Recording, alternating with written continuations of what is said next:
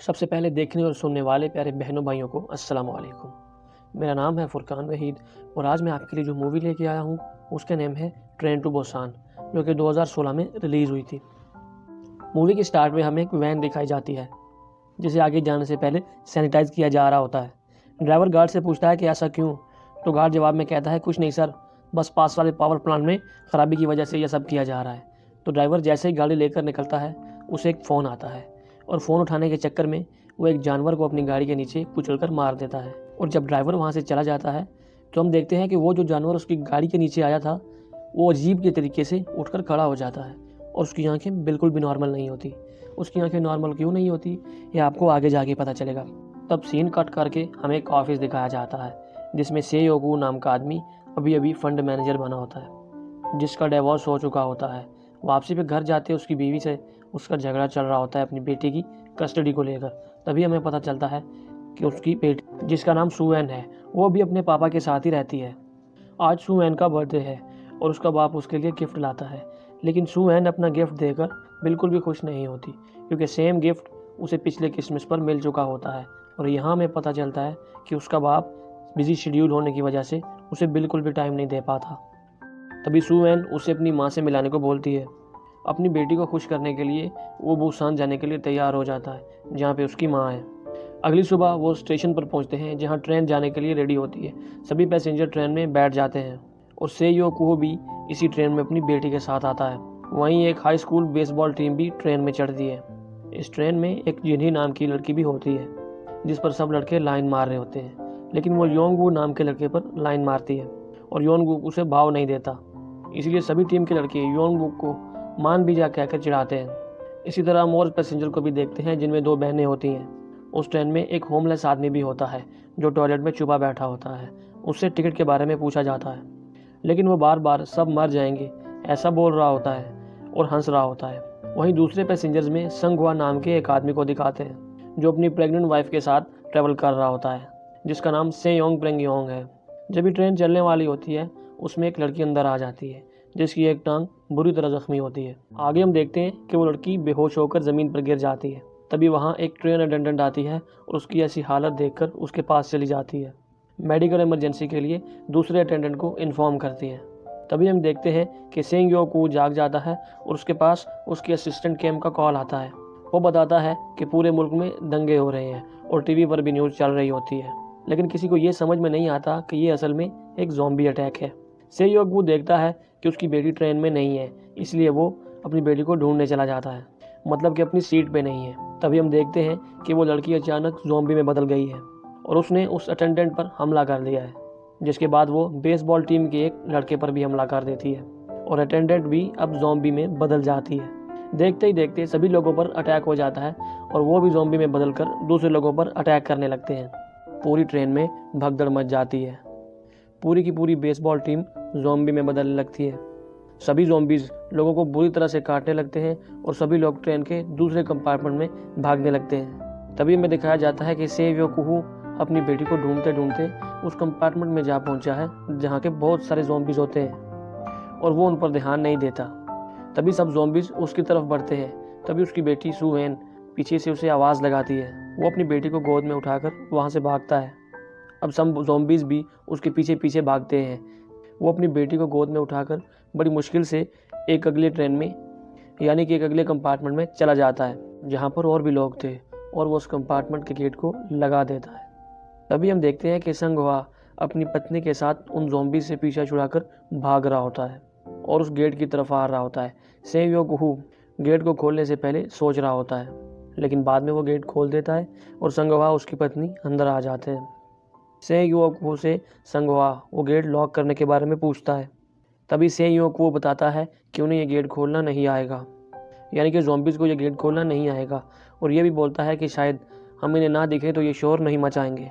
तभी वो लोग उस डोर पर न्यूज़पेपर चिपका देते हैं और ज़ॉम्बीज़ सच में शांत हो जाते हैं। संगवा सेव्यो कुहू से माफ़ी मांगने को बोलता है क्योंकि उसने गेट लगा लिया था जिसके कारण वो भी मर सकता था। लेकिन यहाँ हम देखते हैं कि सेव्यो कुहू थोड़ा सेल्फिश टाइप इंसान है और वो माफ़ी नहीं मांगता। संगवा उसकी कॉलर पकड़ता है, लेकिन उसकी पत्नी उसे झगड़ा करने से रोकती है क्योंकि वहाँ सब लोग डरे हुए हैं। अभी ट्रेन का कैप्टन अनाउंसमेंट करता है कि हादसे की वजह से ये ट्रेन अब अगले स्टेशन पर नहीं रुकेगी, इसीलिए सभी लोग अपनी अपनी सीट पर बैठ जाएं। योंग सुक नाम का एक पैसेंजर कैप्टन से बोलता है कि हमें अगले स्टेशन पर गाड़ी रोकनी चाहिए, वरना सब मारे जाएंगे। लेकिन कैप्टन को ऊपर से ऑर्डर आता है, इसलिए वो ट्रेन नहीं रोक सकता। इसके बाद हम देखते हैं कि से यक वो के पास अपनी माँ का कॉल आता है। वो बोल रही होती है कि वो अपनी बेटी सू एन का ख्याल रखे और हमेशा खुश रहे। तब हमें पता चलता है कि उसकी माँ को भी किसी ज़ॉम्बी ने काट लिया है और उनकी भी डेथ हो गई है। तभी ट्रेन एक स्टेशन पे आकर रुकती है जिस पर कोई नहीं होता। वो लोग धीरे धीरे करके ट्रेन से उतरते हैं और आगे बढ़ते हैं। तभी हम बेसबॉल टीम के बचे हुए 3 लोग दिखाए जाते हैं। वो भी इन लोगों के साथ जा रहे होते हैं। तभी भी योंग सुक ट्रेन के कैप्टन के पास आता है और उसे बताता है कि ये स्टेशन सेफ नहीं है और हमें बुसान निकलना चाहिए। हालांकि वहाँ स्टेशन पर आर्मी नहीं दिखती, इसीलिए कैप्टन उसकी बात मान जाता है। लेकिन बुसान निकलने से पहले वो बाकी के बचे हुए पैसेंजर्स को भी अपने साथ ले जाने का बोलकर चला जाता है। सभी लोग स्टेशन पर मेन गेट की ओर बढ़ते हैं और से योग वो ईस्ट वाले गेट की ओर जाता है। उसके पीछे पीछे वो होमलेस आदमी भी आ जाता है, क्योंकि उसने ट्रेन में से योगू की बातें सुन ली थी। तभी सू एन रोते हुए बोलती है कि तुम सिर्फ अपने बारे में सोचती हो, इसीलिए माँ ने तुमको छोड़ दिया। वो सू एन को समझा रहा होता है। तभी वहाँ पर एक आर्मी का जवान आ जाता है। से योगू अपनी बेटी को वहीं पर रुकने का बोल उस आर्मी वाले के पास जाता है। तभी हम देखते हैं कि मेन गेट की तरफ से जाने वाले पैसेंजर्स पर बहुत से आर्मी वाले ज़ॉम्बीज हमला कर चुके होते हैं। पूरी आर्मी ज़ॉम्बी में बदल चुकी होती है। उन सब पैसेंजर्स पर हमला कर देते हैं। बहुत सारे लोगों पर हमला हो जाता है और बहुत सारे लोग वापस ट्रेन की ओर भागते हैं। और तभी हम देखते हैं कि इस वाले गेट पर भी आर्मी वाले ज़ॉम्बी आ रहे होते हैं। से योग वो भागकर अपनी बेटी की साइड भागता है और सूमैन के पीछे की तरफ से एक ज़ॉम्बी अटैक करने वाला होता है। लेकिन संघवा सही टाइम पे आकर ज़ॉम्बी को मारकर सूमैन को वहाँ से ले जाता है।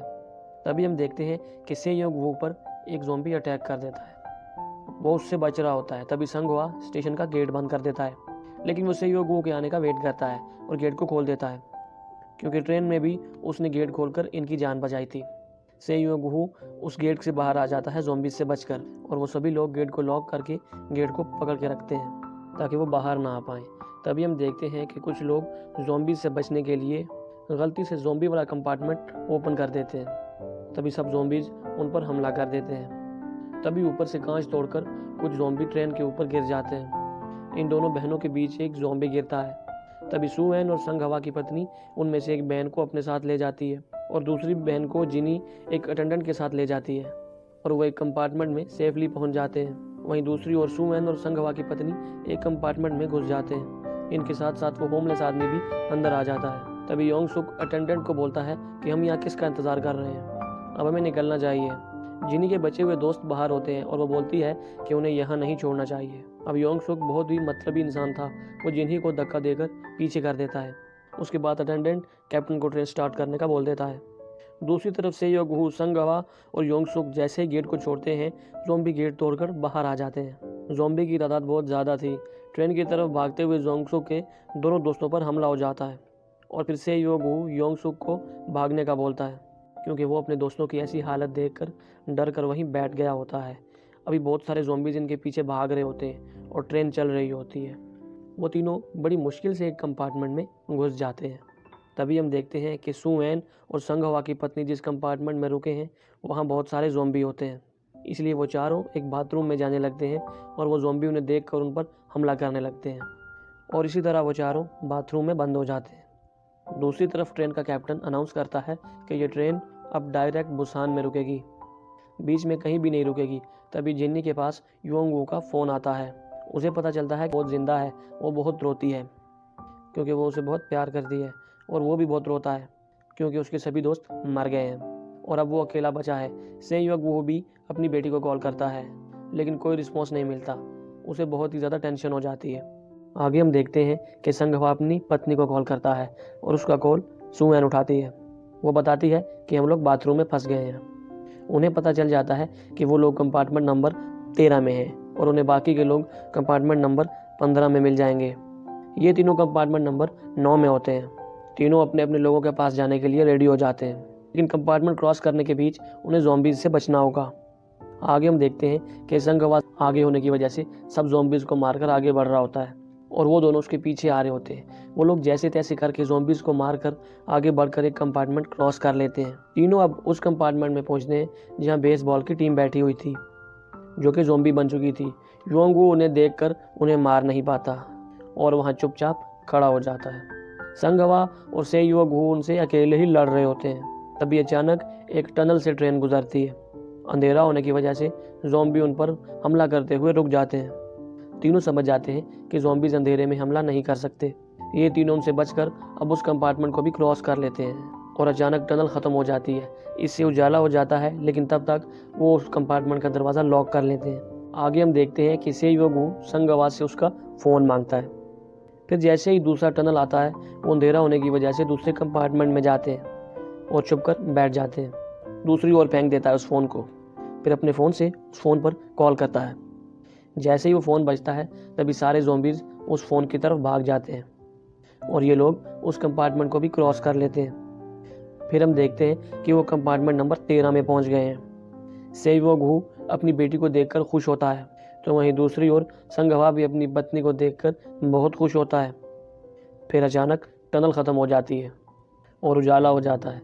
इससे पहले कि वो ज़ॉम्बी उन पर अटैक करते, वो लोग सामने वाले बाथरूम में छुप जाते। दूसरी तरफ हम देखते हैं कि जिनी उस कंपार्टमेंट के लोगों को बताती है कि उसका दोस्त आने वाला है और उसके साथ बाकी लोग भी हैं। योंगसुक भड़क जाता है और बोलता है कि बिना इन्फेक्ट हुए वो लोग यहाँ कैसे पहुँच सकते हैं, हम उन्हें अंदर आने नहीं दे सकते।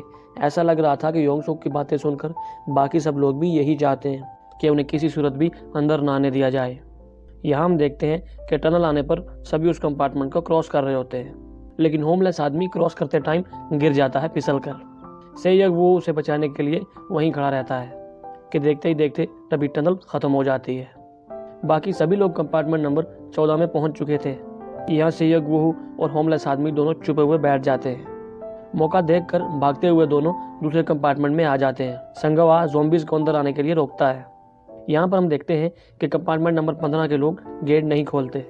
योनगू जिन्ही का फ़ोन ट्राई करता है, लेकिन ट्रेन अटेंडेंट उसका मुंह पकड़ के खड़ा होता है ताकि उन्हें ऐसा लगे कि इस कंपार्टमेंट में कोई है ही नहीं। सेयगवू और संगवा इस गेट को संभालते हैं और ज़ॉम्बीज़ को अंदर आने से रोकते हैं। वहीं दूसरी ओर योंगुक कंपार्टमेंट नंबर 15 में जाने के लिए उस गेट को तोड़ता है।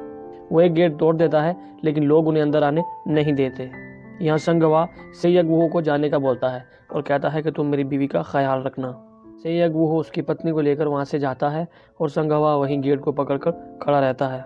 तभी हम देखते हैं कि दरवाज़ा तोड़कर सारे ज़ॉम्बीज़ अंदर आ जाते हैं और संगवा पर हमला कर देते हैं, और अब देखते ही देखते वो भी ज़ॉम्बी में बदल चुका है। तब तक वो सभी कंपार्टमेंट में पहुंच चुके होते हैं, लेकिन उनमें से एक लेडी अंदर नहीं आ पाती और उसे भी ज़ॉम्बी काट लेता है और एकदम से गेट बंद कर दिया जाता है।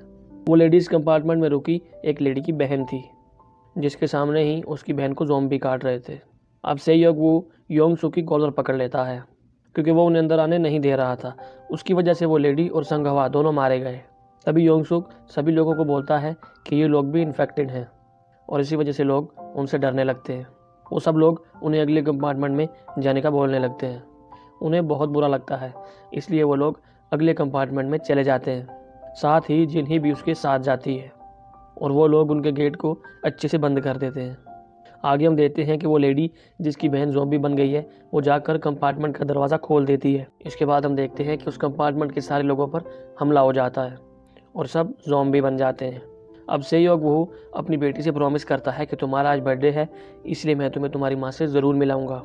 सुवेन बोलती है कि जब हम यहाँ से निकल जाएंगे तब मैं आपको पोएम याद करके सुनाऊंगी और बोलूँगी नहीं। सेयग वो अपनी पत्नी को फ़ोन करता है, लेकिन वो फ़ोन नहीं उठाती। तभी केम का फ़ोन आता है और वह बताता है कि बुसान में आर्मी आ गई है, वहाँ अब सब सेफ़ हैं। साथ ही साथ यह भी बताता है कि ये वायरस बायोएटिक प्लांट की वजह से फैला है, जिसके सारे शेयर्स हमने बेच दिए थे, इसीलिए उन्होंने ये वायरस फैला दिया। अब असल बात यह थी कि सेयगवू ने सारे शेयर्स बेच दिए थे, जिससे एक कंपनी को बहुत लॉस हो गया, इसीलिए उन लोगों ने ये वायरस फैला दिया। केम रोते हुए बोलता है कि इसमें हमारी तो कोई गलती नहीं है ना। वो फ़ोन कट कर देता है और उसे बहुत दुख होता है कि उसकी ये गलती की वजह से पूरी दुनिया ज़ॉम्बी बन गई है। तभी हम देखते हैं कि ट्रैक पर एक कंपार्टमेंट पड़ा हुआ है, इसलिए कैप्टन अनाउंस करता है कि हम लोग आगे नहीं जा सकते, लेकिन ट्रेन चेंज करके हम लोग यहाँ से निकल जाएंगे। इसीलिए सभी को दूसरी तरफ ट्रैक क्रॉस करके आना होगा। यहाँ कट करके दिखाते हैं कि योंग सूक एक ट्रेन में अटेंडेंट के साथ चुपा बैठा होता है। वो भी ये अनाउंसमेंट सुनता है। आगे हम देखते हैं कि कैप्टन एक दूसरी ट्रेन में बैठ जाता है। से योग वू और उसके साथ वाले लोग भी उस स्टेशन पर उतरते हैं। वहीं योंग सूक उस अटेंडेंट को ज़ॉम्बी के पास धक्का मारकर खुद ट्रेन में उतर जाता है। उसके पीछे ज़ॉम्बी आ रहे होते हैं। तभी हम देखते हैं कि एक जलती हुई ट्रेन आ रही है और वो दूसरी ट्रेन से टकरा जाती है। योंगुक और जिन्ही ब्लॉक हो जाते हैं। उन्हें उस ट्रैक पर जाना है जहाँ कैप्टन ने आने का बोला था, इसीलिए एक ट्रेन में घुसकर वहाँ दूसरी साइड जाते हैं।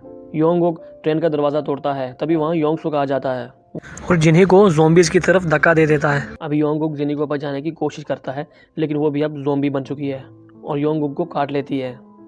लेकिन योंग सूक वहाँ से भाग जाता है। आगे हम देखते हैं कि ट्रेन के टकराने से योग वो भी बेहोश पड़ा है। उसे उसकी बेटी रोते हुए जगा रही होती है और यहाँ कैप्टन योंग सूक को ट्रेन की तरफ भागते हुए देखता है, इसीलिए उसकी मदद करने उसके पास जाता है। लेकिन उसे क्या मालूम था, योंग सूक बहुत बुरा आदमी है। वो खुद को बचाने के लिए दूसरों को ज़ॉम्बी के हवाले कर देता है। कैप्टन भी ज़ॉम्बी की गिरफ्त में आ जाता है। यहाँ हम देखते हैं कि से योग वो दोनों ट्रेन के बीच में फंसा हुआ रहता है। वो बाहर निकलकर ट्रेन को ऊपर खींचने की कोशिश करता है ताकि उसकी बेटी और संगवा की बीवी वहाँ से निकल पाएँ। इसी बीच वो होमलेस आदमी एक ज़ॉम्बीज़ से उन लोगों को बचाता है और ज़ॉम्बीज़ को रोक कर रखता है। तभी वहाँ बहुत सारे ज़ॉम्बी आ जाते हैं और ये तीनों वहाँ से ट्रेन के पीछे भागते हैं। उतनी ही स्पीड से ज़ॉम्बी इनके पीछे भागते हैं, जो बहुत ही डरावना सीन था। हम देखते हैं कि वो तीनों ट्रेन में चढ़ जाते हैं, लेकिन ज़ॉम्बी भी ट्रेन को पकड़ लेते हैं। इससे ट्रेन की स्पीड कम हो रही होती है। इसीलिए से वो गू ज़ॉम्बी के पैर पर लात मारता है ताकि वो ट्रेन पर न चढ़ जाएं। तभी जेगू आगे बढ़ता है और कैप्टन के कैबिन साइड जाता है। जैसे वो गेट ओपन करता है, वहीं योंग सूक बैठा होता है, जो कि अब ज़ॉम्बी बन गया था। से योग वो गेट बंद कर देता है, लेकिन वो गेट खोलकर बाहर आ जाता है और उनकी तरफ बढ़ता है। अभी तक वो पूरी तरह से ज़ॉम्बी नहीं बना था। वो से योग वो को बोलता है कि मुझे मेरी माँ तक पहुँचा दो, जो कि बुसान में रहती हैं। से योग वो उसे बताता है कि तुम इन्फेक्टेड हो। वो रोने लगता है और अचानक से योग वो पर अटैक कर देता है। से योग वो उससे बचने की पूरी ट्राई करता है, लेकिन वो उसके हाथ पर काट लेता है। अब से योग वो अपने आप को चेन से बांध लेता है और उसे साथ लेकर ट्रेन से कूद जाता है। से योग वो बच जाता है क्योंकि उसने ट्रेन से अपना हाथ बांध रखा था। इसीलिए बाद हम देखते हैं कि वो अपनी बेटी और संगवा की पत्नी को ट्रेन की कैबिन के अंदर लाता है। उन्हें ट्रेन के बारे में कुछ बातें बताता है और अपनी बेटी को बोलता है कि तुम बुसान जाकर अपनी माँ से ज़रूर मिलना और पहुँचने से पहले कुछ भी हो जाए तुम इनके साथ ही रहना। सुवेन बहुत रोती है और बोलती है, पापा मुझे छोड़ के मत जाओ। से योग वो भी बहुत रोता है और कैबिन से बाहर आ जाता है क्योंकि अब वो इन्फेक्टेड है और अब उसे जाना होगा। से योग वो रोते रोते अपनी बेटी की बचपन की यादें सोचते सोचते ज़ॉम्बी बन जाता है और हंसते हंसते ट्रेन से कूद जाता है। सुवेन बहुत रोती है और ये मूवी का सबसे इमोशनल सीन था। आगे हम देखते हैं कि ट्रेन बुसान पहुंच जाती है। दोनों ही पैदल टनल की तरफ आगे बढ़ते हैं जहां कुछ आर्मी वाले बैठे होते हैं। टनल में अंधेरा होता है, इसलिए उन आर्मी वालों को सही से समझ नहीं आती कि वो इन्फेक्टेड हैं या नहीं। इसलिए उन दोनों को गोली मारने का ऑर्डर दे देते हैं।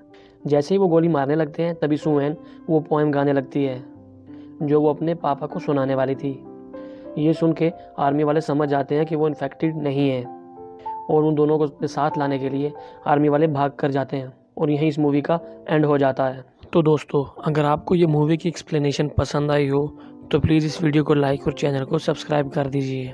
तो मिलता हूँ मैं आपको अगली वीडियो में। तब तक के लिए टेक केयर, बाय बाय, अल्लाह हाफिज़, लव यू ऑल।